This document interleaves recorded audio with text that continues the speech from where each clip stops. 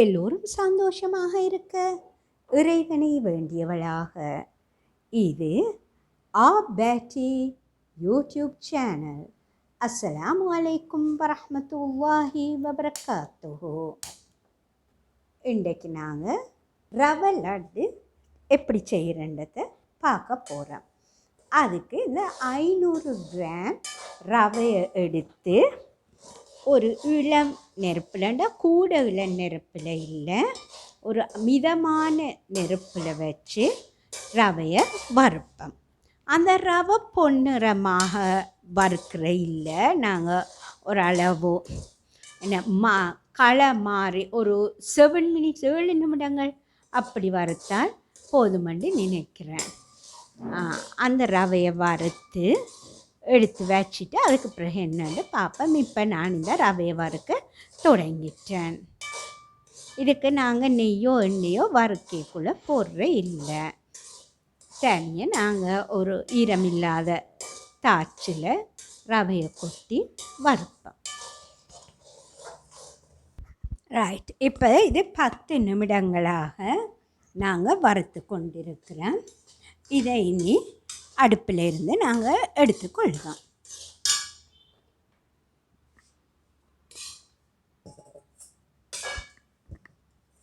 தாய்ச்சை அடுப்பு ஆன் பண்ணி தாய்ச்சை வச்சு ரவையை நாங்கள் வேறொரு பாத்திரத்துக்கு மாற்றிட்டோம். அதுக்குள்ளே நெய்யை விடுறேன். இந்த நெய்யை விட்டு கொஞ்சம் கேஷ்யூவும் ஆமண்ட்ஸ் பாதாமும் இருக்குது, அது சின்னனா கட் பண்ணியிருக்கிறேன். அதை பொரிச்செடுத்துட்டு கொஞ்சம் பேரிச்சம்பழத்தையும் அந்த பேலன்ஸ் இருக்கிற நெய்யில் வறுத்தெடுப்போம். உங்கள்கிட்ட இந்த நட்ஸ் இப்படி கேஷ்யூவோ பாதாமோ ஏதோ இல்லைன்னு சொன்னால் பரவாயில்லை, நீங்கள் நட்ஸ் போடாமலும் லட்டை செய்ய இயலும். நான் இது கொஞ்சம் வீட்டுக்காக செய்கிறதுனாடி கொஞ்சம் கூடவே இந்த நட்ஸை போடுறேன். நீங்கள் இந்த நட்ஸ் போடாமலும் செய்து கொள்ள இயலும். அல்லது ப்ளம்ஸ் இருந்தால் நீங்கள் ப்ளம்ஸையும் போட்டுக்கொள்ள இயலும்.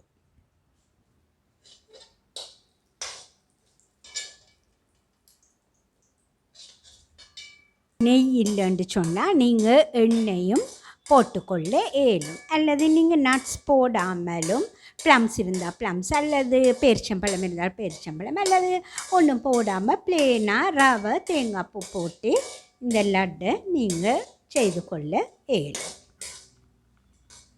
ரைட், இது இப்போ நல்ல கலருக்கு வந்துட்டுது. இனி நாங்கள் இதை அடுப்பில் இருந்து எடுத்துக்கொள்ளுவோம்.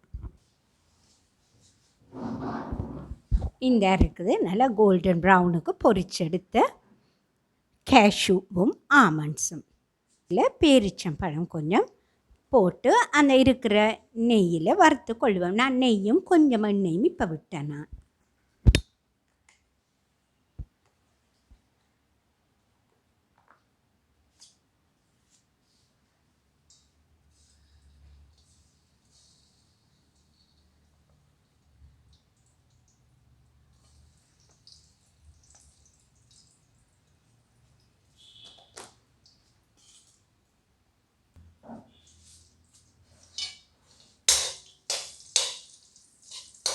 வறுப்பட்ட பேரிச்சம்பழத்தையும் தாய்ச்சிலிருந்து நாங்கள் எடுத்துக்கொள்வோம்.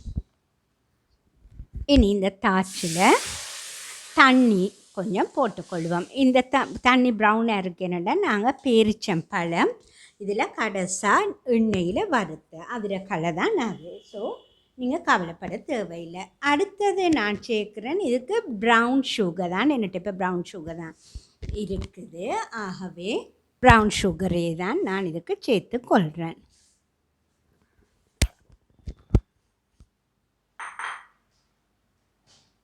இது ப்ரௌன் சுகரை போடவும் இன்னுமே அது ப்ரௌனாக இருக்குது. ஸோ எங்களோட லட்டு வந்து வெள்ளை கலரை விட கொஞ்சம் ப்ரௌனிஷாக தான் இருக்கும். என்னென்றால் இது ப்ரௌன் சுகர் போட்டதை நாடி வெள்ளை சீனி போட்டிங்கன்னா வெள்ளை கலருக்கு வரும்.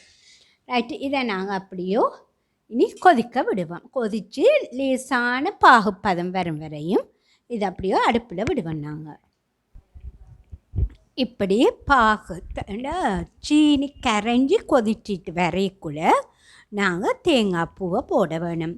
1/2 கிலோ ரவைக்கு நான் போட்டது 350 கிராம் சீனியும் ஒரு பெரிய தேங்காயோட பாதியை துருவியும் நான் போடுறேன். தேங்காய் பூவும் பெரிய தேங்காயோட பாதி இதையும் போட்டு நாங்கள் இனி வந்துட்டு நல்லா கொஞ்சம் பாகு மாதிரி அண்ட் அதுக்காக கட்டியான பாகு இல்லை. அப்போ நீங்கள் பால்ஸ் பிடிச்சி கொள்ள மாட்டீங்க.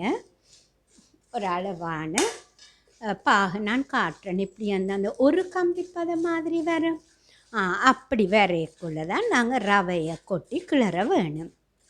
இப்போ இது அப்படியோ அடுப்பிலிருந்து இது கொதித்து பாகாகட்டும்.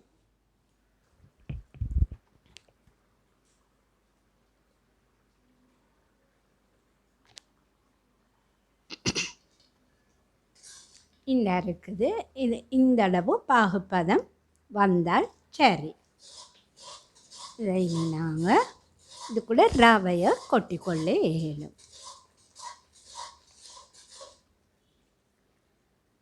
உங்களுக்கு விளங்குதுன்னு நினைக்கிறேன். இல்லை கூட கம்பி பதமும் இல்லை, அதுக்காக தண்ணி பாகமும் இல்லை.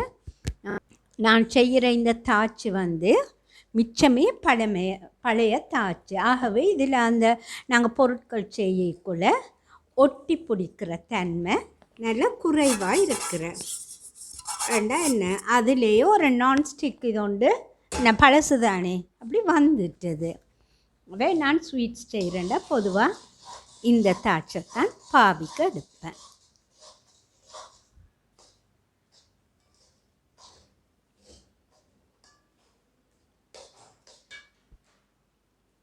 இதை நாங்கள் நல்லா மிக்ஸ் பண்ணி கொள்ளுவோம்.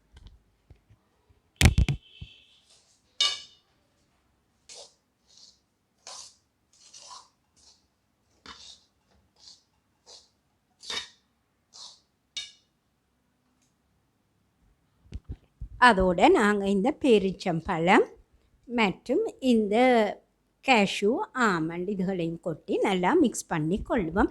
நெருப்பு நல்ல இளம் நெருப்பாக இருக்க வேணும்.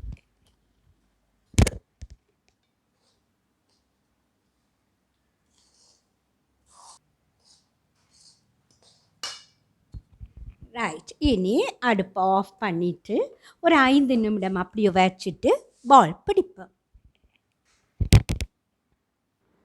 இதை நாங்கள் இனி அளவான பால்ஸாக பிடிச்சு கொள்ளுவோம்.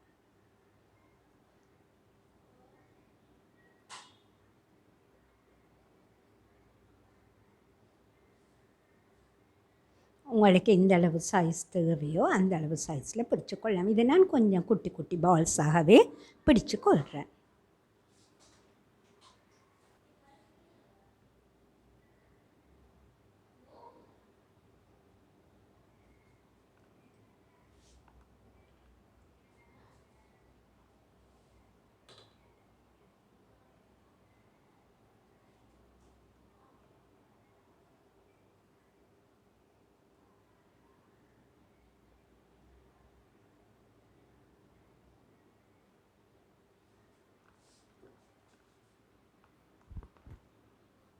நான் இதை உங்கள்கிட்ட சொல்ல மறந்துட்டேன். இதுக்கு நாங்கள் ஒரு சொட்டு ரோஸ் எசன்ஸும் ஒரு கொஞ்சம் ஏலக்காய் பவுடரும் இதுக்கு சேர்த்துக்கொள்ள வேண்டும். இது ரெண்டும் நான் சொல்ல மறந்துட்டேன் உங்களுக்கு. இந்த இருக்குது நாங்கள் செய்த ரவை லட்டு. நான் எல்லாத்தையும் பால்ஸ் பிடிக்க இல்லை இன்னும். நான் வீடியோ முடிக்கணுமன்றதுக்காக ஒரு ஹாஃபத்தான் பால் பிடிச்சி வச்சிருக்கிறேன். இது டேஸ்டியாகவும் சாஃப்டாகவும் இருக்கும். நீங்களும் இன்ஷா அல்லாஹ் ஒரு முறை இந்த ரவை லட்டு ரெசிபியை ட்ரை பண்ணி பாருங்கள். பிறகு அடிக்கடி செய்வீங்க.